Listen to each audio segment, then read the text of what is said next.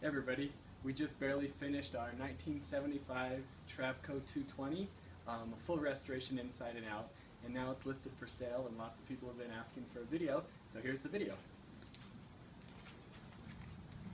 So, a couple of things that we've done.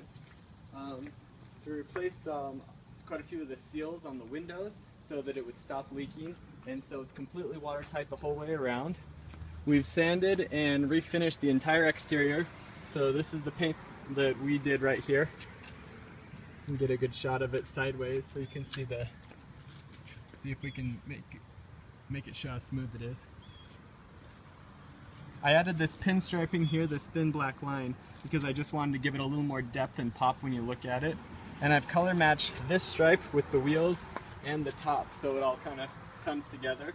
And I've polished all the chrome.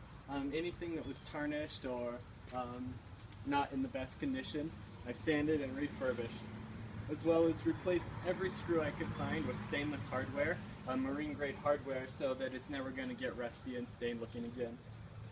So everything was stripped down completely, sanded, painted, put back together, polished. I went to the water jet company and they cut me out new letters for the emblems, and that turned out really nice. You come around this way,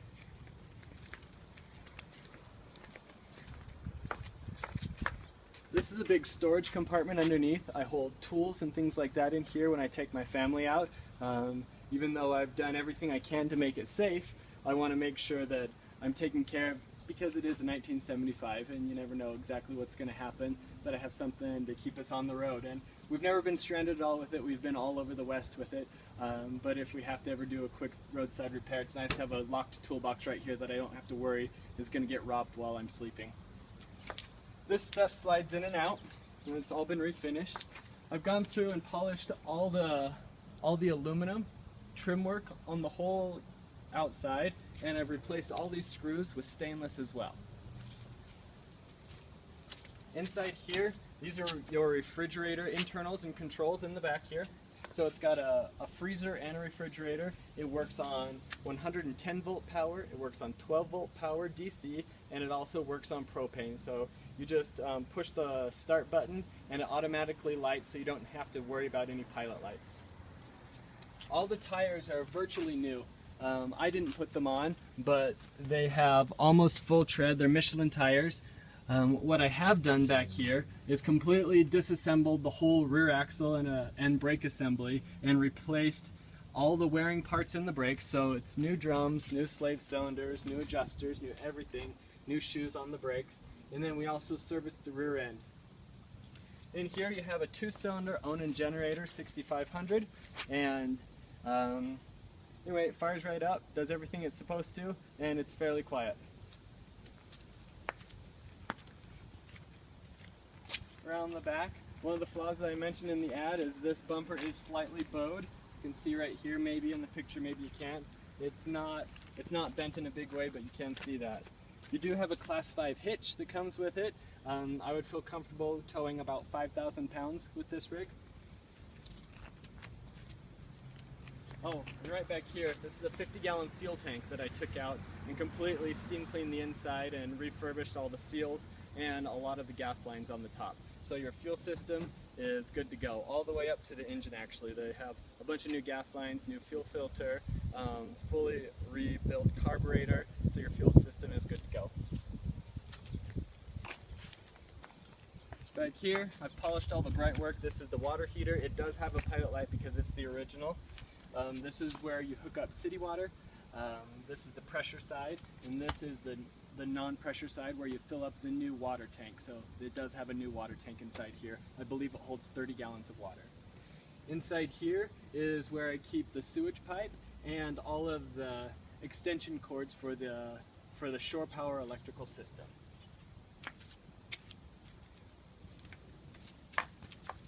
This is the black-gray water combo, and it was cracking when I first bought it, and so what I've done is I've rebuilt the bottom of it with fiberglass. So I've sanded it and prepped the material and put a whole fiberglass cap over any fatigued areas in the bottom, and now it holds perfectly. It doesn't drip a bit.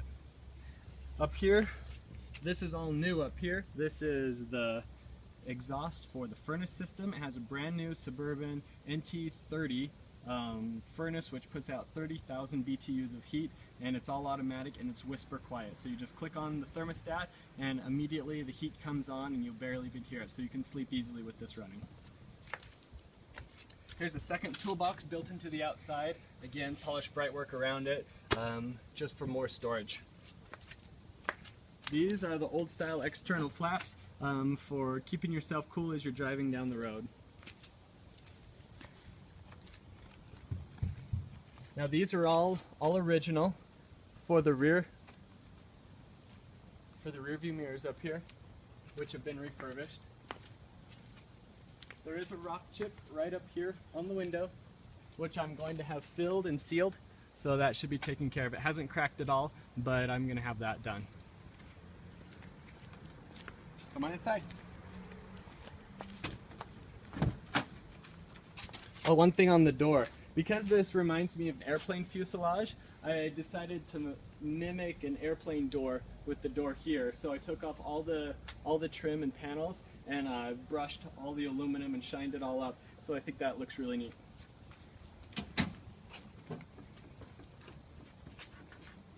So all of this is the mudroom area. This is the trailer. This is the rubber that they use on a horse trailer, so it's extremely durable. And I've placed this in here so that you can wipe your feet. It cleans up really easily, and you can put your shoes in this area here. And I've also made it so that you can open it because there's the coach, the truck battery bank is right underneath. So you can see the battery, and the battery is brand new as of about 2 weeks ago. And so I've redone all the connections, and there's a main power shutoff for when you're storing the motorhome.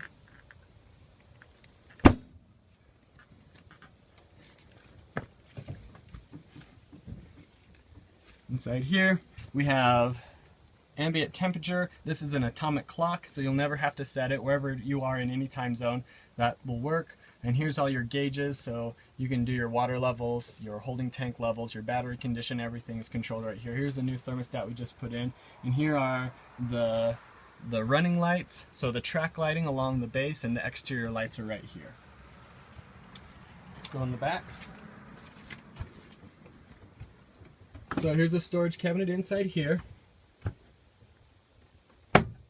Another storage cabinet inside here. And this is a full-sized wardrobe. So you have hangers up here and you can hang, you know, dresses or whatever you need to inside of this. And this is the original instruction sheet for the entire motorhome. So all your how-tos are on this sheet. And I thought about taking it down because not everything's applicable, but then I said, why don't we just leave it? So I masked around the whole thing and painted it with it in place.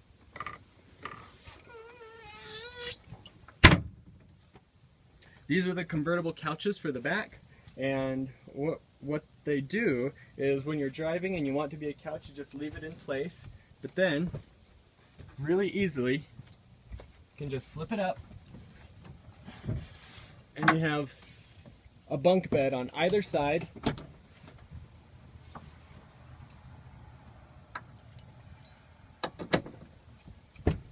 So that you can sleep more people or have a little more storage room up on top of here. Now these panels back here, I made all of these because the old panels had begun to dry rot. So this is all new wood behind this, and I put this carpet in for sound deadening, and it has a big screw every 8 inches because I want it to be absolutely sturdy and never come apart. So no clip in place, plastic clips or anything like that. Everything is screwed with metal. It's 100% solid. I've sewed all these new curtains. These are actually designer curtains that I cut into pieces and then resewed them to fit the Travco. This is an emergency window in the back. You can see right here, this is a pull ring. So if you do have a flip over situation, you can pull this ring and pull the cord out and then push the whole window. If the front end is fallen in water or something like that, an emergency exit is right here. This is the new cabinet in the back. It had an old one that was dated and not very attractive, so we installed this. But the thing that we've done is I put a bar in the back, a metal bar, and attached it to the actual fuselage of the motorhome, and then put screws through the inside of the back of the drawers here. And now it's not gonna ever move. It's 100% solid.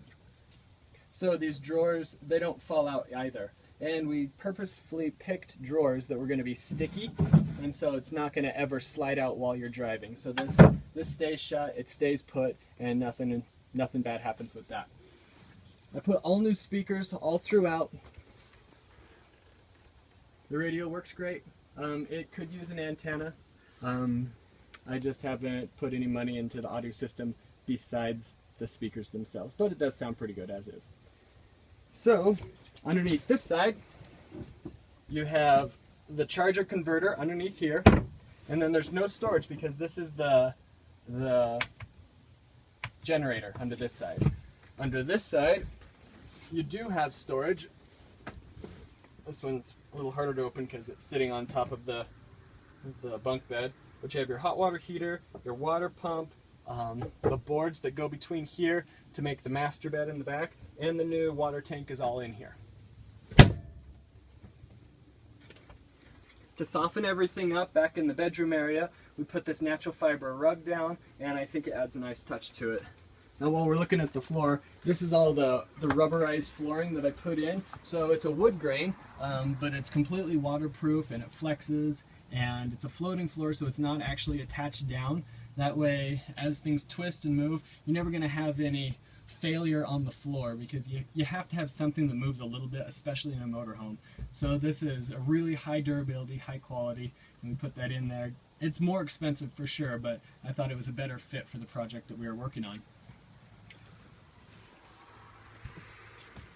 The fridge is clean, it works excellent. We always keep baking soda in here so there's no nasty smell like so many RV fridges have. And the top is a freezer that easily makes ice. You'll need to start it, if you're running it on propane, about a day before you go on your trip. And the on-off switch is right here. All you do is click it, and now you can see the green lights on. It's already started because it's automatic. So here's the bathroom. I put a full-length mirror here so you can see yourself. And in the bathroom, I decided to keep it original because I kind of like the funkiness of it, but this is an area that doesn't get used all the time.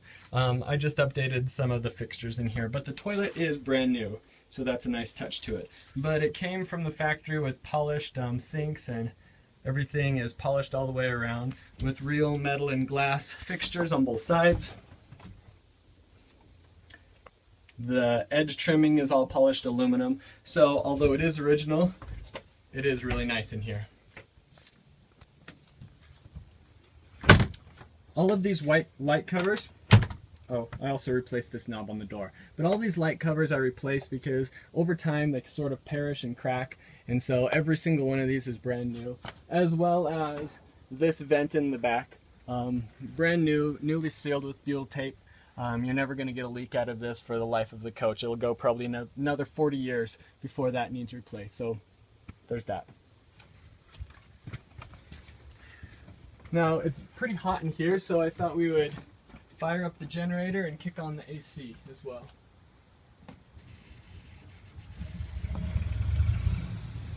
So if you want to shut the door, I'll show you how loud the generator is.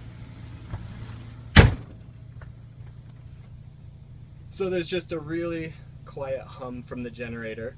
And if you want the AC on, I've refurbished everything, but I took the actual stickers off the inside of these knobs so you know where all of the different functions are. So we'll just put it on low cool, and we already have cold air coming out.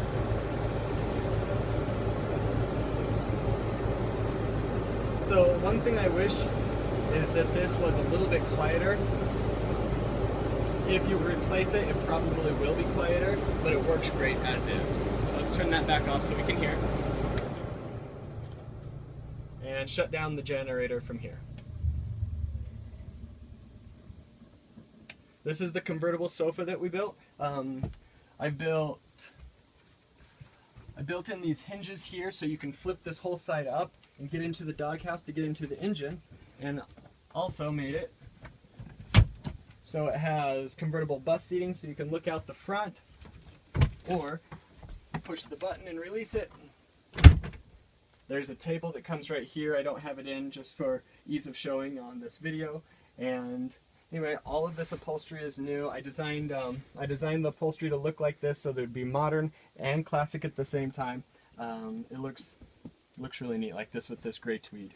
I did all of the vinyl work as well up in the front. We'll move this so it's easier to see maybe. So all of this vinyl work, this used to be old and green and black, but I wrapped all of this and did the backing with the same gray Berber that I've done everywhere else. Now I think we should start it up.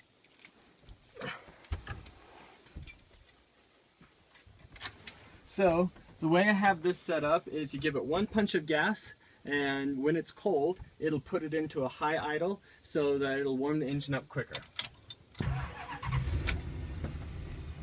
So the 440's up and running, runs really well. We can do 65, 70, 75 if we really want to, but I think it's happiest around 60 to 65. See the odometer at 62,000 miles here.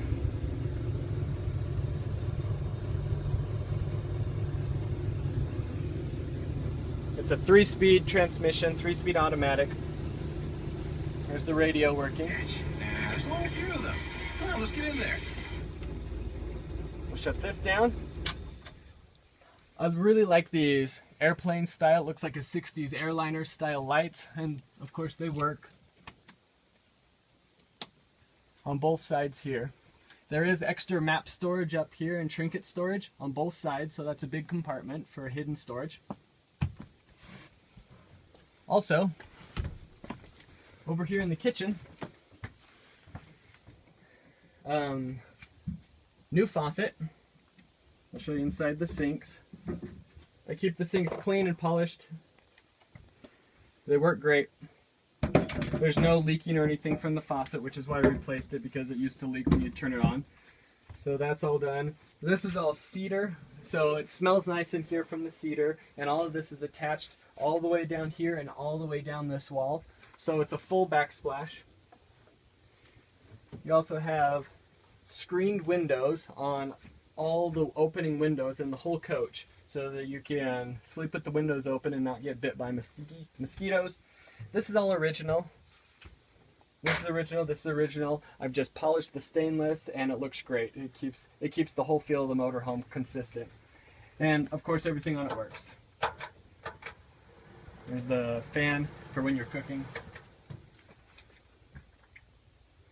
Now these are all new poles on all of these drawers, but all of these poles I refurbished. So that's the motorhome. I think we've pretty much covered everything, and if you have any comments or you like anything and you have questions for your own restoration, I'm happy to answer those as well. But I hope that covers everything that you were wondering about. If you're considering buying it and you saw the build quality and any flaws that it still has, I hope that gave you a really good overview of everything.